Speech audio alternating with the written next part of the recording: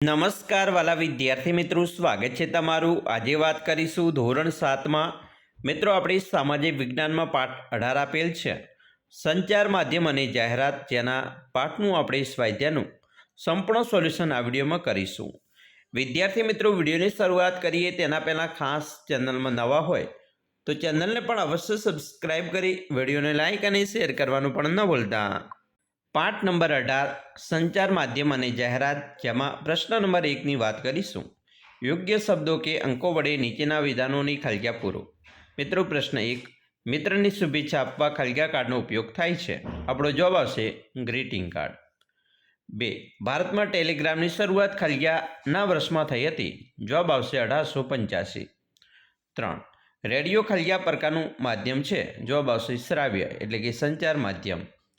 4, મનોરંજન માટેનું લોકપ્રિય દ્રશ્ય શ્રાવ્ય સાધન ખલગ્યા છે। જવાબ આવશે સિનેમા। 5, પૃથ્વીના પેટાળમાં રહેલા ખનિજોની માહિતી મેળવવા ખલગ્યા ખૂબ જ ઉપયોગી માધ્યમ છે। જવાબ આવશે કૃત્રિમ ઉપગ્રહો એટલે કે સેટેલાઇટ। પ્રશ્ન 2, નીચેના વિધાનો ખરા છે કે ખોટા તે જણાવો। જેમાં 1, રક્ષાબંધનની રાખડી આંતરદેશીય પત્ર દ્વારા મોકલી શકાય છે, તો આ વિધાન ખોટું। 2, ખોરાક માનવીની પ્રાથમિક જરૂરિયાત છે, વિધાન સાચું। 3, વોકી ટોકીનો ઉપયોગ પોલીસ કરે છે, વિધાન સાચું। 4, જાહેરાતમાં આવતી બધી જ વસ્તુઓ ગુણવત્તાવાળી હોય છે, વિધાન ખોટું। 5, મોબાઈલ ફોન સંચાર માધ્યમનું ઉત્તમ સાધન છે, વિધાન સાચું। પ્રશ્ન મિત્રો 3, નીચેના પ્રશ્નોના ઉત્તર 1-2 વાક્યમાં આપો। જેમાં પ્રશ્ન નંબર 1, પોસ્ટ ઓફિસ દ્વારા પૈસા કેવી રીતે મોકલી શકાય? જવાબ, પોસ્ટ ઓફિસ દ્વારા પૈસા મની ઓર્ડરથી મોકલી શકાય। 2, પ્રશ્ન, જાહેરાત પ્રસારણ માટેના કોઈપણ 2 માધ્યમો જણાવો। જવાબ, ભિન્નચિત્રો, radio, cinema, television, banner, mobile phone, telephone, પત્રિકા, ખરીદીના થેલા, બસ સ્ટેન્ડના બાંકડા, મેગેઝિન, અખબારો, બસ કે ટ્રેનનો સાઇડો, સંગીતના સાધનો, લાઇટ બિલ, વેરા બિલ વગેરે જાહેરાત પ્રસારણ માટેના માધ્યમો છે। નોંધ, વિદ્યાર્થીઓએ પ્રશ્નના ઉત્તર માટે કોઈપણ 2 માધ્યમો લખવાના રહેશે। પ્રશ્ન 3, સંચાર માધ્યમ એટલે શું? જવાબ, એક સ્થળેથી બીજા સ્થળે માહિતી અથવા સંદેશો મોકલવા માટે કે મેળવવા માટેની વિસ્તૃત વ્યવસ્થાને સંચાર માધ્યમ કહે છે। 4, જાહેરાતના 2 ફાયદાઓ જણાવો। જાહેરાતના 2 ફાયદાઓ આ પ્રમાણે છે। જેમાં 1, વસ્તુ પર છાપેલી કિંમતને જાણી શકાય છે, અને 2, વસ્તુની સામાન્ય માહિતી લોકો સુધી પહોંચાડી શકાય છે। પ્રશ્ન 5, સરકાર સામાજિક જાગૃતિ માટે કઈ કઈ જાહેરાતો કરે છે? જવાબ, સરકાર સામાજિક જાગૃતિ માટે આ પ્રમાણેની જાહેરાતો કરે છે। જેમાં 1, બાળલગ્નો કરવા નહીં, આરોગ્ય જાળવો, વસ્તી નિયંત્રણ કરો, દીકરીને શિક્ષણ આપો, બાળકોને કુપોષણથી બચાવો। પ્રશ્ન 4, ટૂંક નોટ લખો। જેમાં 1, જાહેરાતના ગેરફાયદા। તો જાહેરાતના ગેરફાયદા પ્રમાણે છે। જેમાં જાહેરાત પાછળના નાણાંનો ખૂબ જ ખર્ચ થાય છે, જેથી વસ્તુની કિંમતમાં વધારો થાય છે। આમ જાહેરાતના ખર્ચનું ભારણ ગ્રાહકને ભોગવવું પડે છે। જાહેરાત કરનાર વ્યક્તિ જે વસ્તુનો પ્રચાર કરે છે તે વસ્તુ કદાચ પોતે વાપરતા ન હોય એવું પણ બને છે। લોભામણી જાહેરાતના આધારે ખરીદી કરવામાં આપણે ક્યારેક છેતરાઈ પણ જઈએ છીએ। ટીવી પર દર્શાવવામાં આવતી જાહેરાતો જોઈને ક્યારેક આપણે મનમાં શરમ સંકોચ અનુભવીએ છીએ, કારણ કે દરેક વસ્તુ આપણે ખરીદી શકતા નથી, તેમજ બાળકો અને વડીલોને તે વસ્તુ અપાવી શકતા નથી। જાહેરાતને લીધે વસ્તુની ખરીદીમાં દેખાદેખીનું ચલણ વધી જાય છે। પ્રશ્ન 2, કૃત્રિમ ઉપગ્રહનો ઉપયોગ। માનવ સર્જિત કૃત્રિમ ઉપગ્રહો સેટેલાઇટ સંચાર માધ્યમ તરીકે ખૂબ જ ઉપયોગી છે। અવકાશમાં તરતા મૂકવામાં આવેલા કૃત્રિમ ઉપગ્રહો દ્વારા રોજિંદા સમાચારો, મોસમની ગતિવિધિ તેમજ અન્ય કાર્યક્રમો પૃથ્વી પર કોઈપણ સ્થળના ટેલિવિઝન, કમ્પ્યુટર અને મોબાઈલ ફોન જેવા સંચાર સાધનોમાં પ્રાપ્ત કરી શકાય છે। પૃથ્વીના આંતરિક ભાગમાં રહેલા પાણી અને ખનિજોની માહિતી મેળવી શકાય છે। કૃત્રિમ ઉપગ્રહ દ્વારા આપણા ઘરથી બીજા સ્થળ વચ્ચેના અંતરને અને રસ્તાને જાણી શકાય છે। કૃત્રિમ ઉપગ્રહ દેશના સંરક્ષણ ક્ષેત્રે અત્યંત ઉપયોગી છે। પ્રશ્ન 3, મોબાઈલ ફોન દ્વારા પ્રાપ્ત થતી સુવિધાઓ જણાવો। જવાબ, આધુનિક સમયમાં મોબાઈલ ફોન સંચાર માધ્યમનું ખૂબ મહત્વનું સાધન છે। મોબાઈલ ફોન દ્વારા નંબરો જોડીને એક વ્યક્તિ બીજી વ્યક્તિને કોઈપણ સ્થળેથી વાતચીત કરી શકે છે, તેમજ તે સંદેશો મોકલી શકે છે।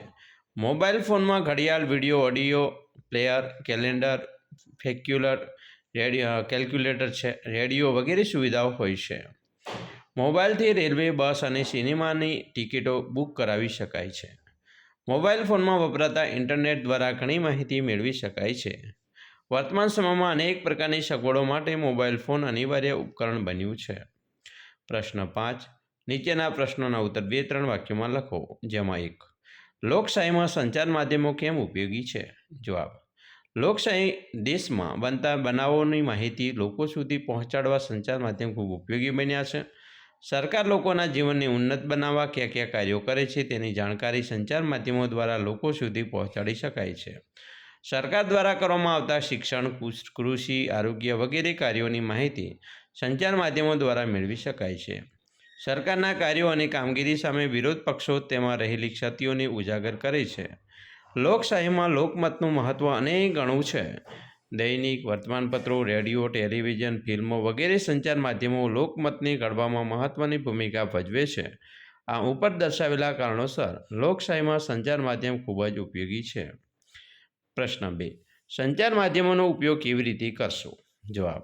પ્રદૂષણ, પાણીની સમસ્યા, ગરીબી, બેકારી, કન્યા કેળવણી, બાળમજૂરી, મહિલાઓ પર થતા અત્યાચારો જેવી સમસ્યાઓ પર જનસમાજનું ધ્યાન કેન્દ્રિત કરવા માટે ટેલિવિઝન, રેડિયો અને દૈનિક સમાચારપત્રો જેવા માધ્યમોમાં વધુમાં વધુ ખર્ચ થવો જોઈએ. આ સમસ્યાઓ ઉપર ટેલિવિઝનમાં ચર્ચા કરતી વખતે શાસક પક્ષ અને વિરોધ પક્ષોના માણસો એકબીજા પર ખુલ્લેઆમ આક્ષેપબાજી કરતા હોય છે, જેની સમાજ પર વિપરીત અસર પડે છે. તેથી ચર્ચા કરનારાઓએ વાણીમાં વિવેક અને મર્યાદા જાળવવા જોઈએ. મહિલાઓ, બાળકો, વૃદ્ધો, ગરીબો વગેરે પર થતા અત્યાચારો મોબાઈલના વિડીયો પર ન મૂક્યા હોય. શાળા મહાશાળાઓમાં અભ્યાસ કરતા વિદ્યાર્થીઓએ મોબાઈલનો ઉપયોગ માત્ર વાતચીત પૂરતો જ કરવો જોઈએ. તેમણે મોબાઈલમાં આવતા ઇન્ટરનેટ અને ગેમ્સનો મર્યાદિત તથા વિવેકપૂર્વક ઉપયોગ કરવો જોઈએ. કારણ કે મોબાઈલના પ્રકાશથી આંખોને નુકસાન થાય છે, જેની સમય અને અભ્યાસ પર માઠી અસર થાય છે. પ્રશ્ન 3. સિનેમામાંથી જાગૃતિ આવે છે, સમજાવો. જવાબ. સિનેમામાં પ્રદર્શિત થતી વિવિધ ફિલ્મો લોકોને મોટાભાગે સામાજિક, સાંસ્કૃતિક અને નૈતિક બાબતો શીખવે છે. તેનાથી લોકોની રહેણી-કહેણી અને વિચારસરણીમાં નોંધપાત્ર પરિવર્તન આવ્યું છે. સિનેમા કેટલાક રીતિરિવાજો, માન્યતાઓ, અંધશ્રદ્ધાઓ, વહેમો વગેરે સામે મિત્રો સંઘર્ષ કરવાનું શીખવે છે. આ બધી બાબતો પરથી કહી શકાય કે સિનેમામાંથી જાગૃતિ આવી છે. પ્રશ્ન 4. ટીવીના ફાયદાઓ જણાવો. સરસ મજાનો મિત્રો પ્રશ્નનો જવાબ આપણે આ રીતે લખી શકીએ. ટેલિવિઝન આજનું સૌથી વધુ લોકપ્રિય દ્રશ્ય શ્રાવ્ય સંચાર માધ્યમ છે. તેના મુખ્ય ફાયદાઓ આ પ્રમાણે છે. જેમાં 1. ટેલિવિઝન દ્વારા સમાચારો, ફિલ્મો, સિરિયલો, શૈક્ષણિક અને ધાર્મિક કાર્યક્રમો, જાહેરાતો વગેરે બાબતો જોવા, સાંભળવા મળે છે. પૂર, ભૂકંપ, વાવાઝોડું, સુનામી જેવી કુદરતી આપત્તિઓની માહિતી ત્વરિત મેળવી શકાય છે. તાજેતરના સમાચારો અને વિવિધ રમતોનું જીવંત પ્રસારણ જોવા, સાંભળવા મળે છે. ટેલિવિઝન દ્વારા મનોરંજન પણ માણી શકાય છે.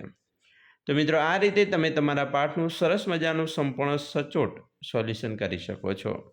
આશા રાખીએ છીએ તમને આપણો આ વિડીયો ખૂબ જ ઉપયોગી નીવડશે. અને ખાસ મિત્રો, વિડીયો ગમે હોય તો લાઇક, શેર અને સબસ્ક્રાઈબ કરવાનું પણ ન ભૂલતા.